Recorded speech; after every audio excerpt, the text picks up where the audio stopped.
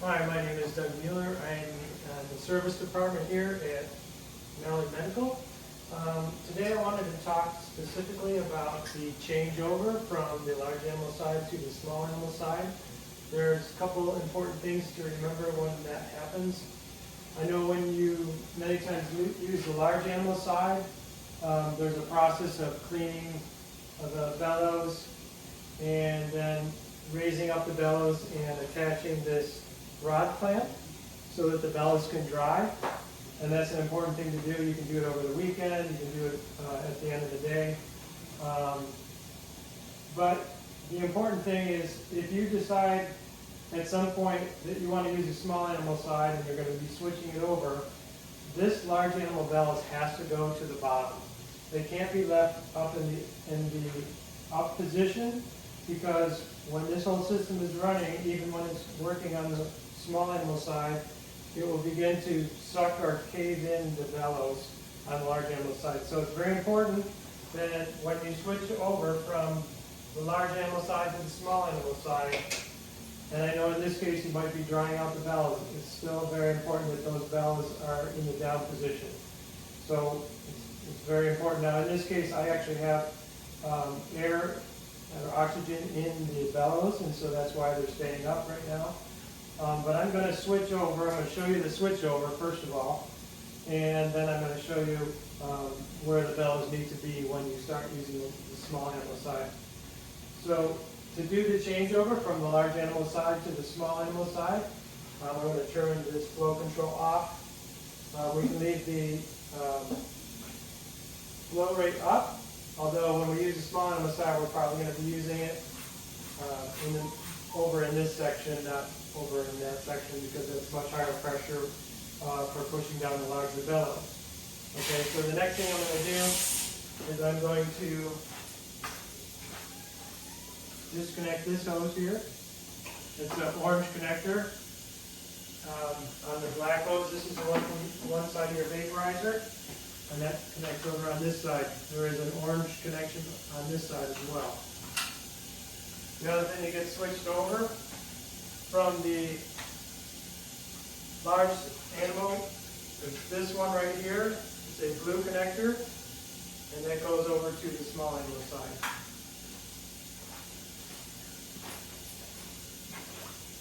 I'm going to let the air out of the bellows. Let it go all the way down.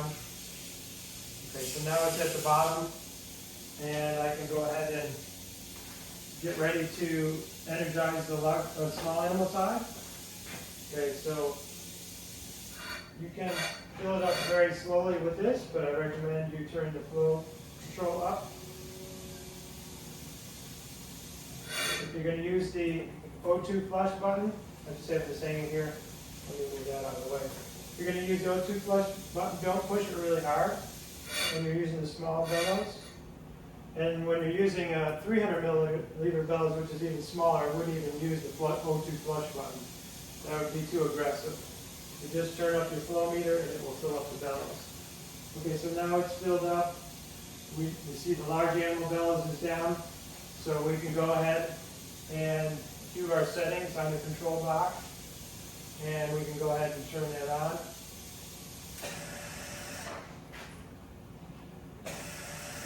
I'm going to turn this up just a little bit. The breathing bag is probably a little bit stiffer than a pair of lungs would be, so it's a pretty small breathing bag. In any event, I have that large animal bellows down. You might see a little bit of movement there. You might even see just a little flicker here. That's okay. The trigens are still firing in the large animal box, and that's why you'll see slight movement down there, and maybe even a little slight movement here. That's okay. But the important thing is that that large animal bellows is not in the up position, because it will actually cave in from the action that's going on here on the small animal side. So I'm going to stop that, pause it, turn this back up. So if I want to switch from here, I want to switch over to the large animal side. I'll turn my respiratory rate down, maybe to 9 or 8. Turn my inspiring time to 1.5, and my flow rate is at the middle of M. So to switch over from the one side to the other, like I said, you just remove this hose, which is in your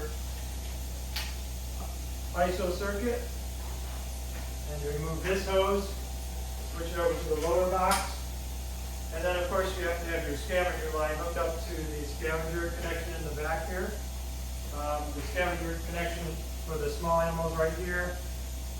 Some people have them tied together to a scavenger system, or you can have just the scavenger hooked up to one side if you want. So now I've switched those over. We're ready to go. We can begin to fill up these large animal bellows. This is my patient circuit. We kind of mock that up as a patient. So now I filled up the bellows. I've changed it from one side to the other, and I can go ahead and begin to cycle it. So as the bellows is being pushed down, the air is being pushed into the patient, and it's pushed back to the patient. And so that's the changeover from one side to the other. But the most important thing that I can tell you in this video is that when you change from the large animal side to the small animal side, that bellows has to be all the way to the bottom while this is running. Otherwise it will deform the bellows. And if you keep doing that, eventually it would create problems with the bellow. But it's very important that that stays down. All right, thank you.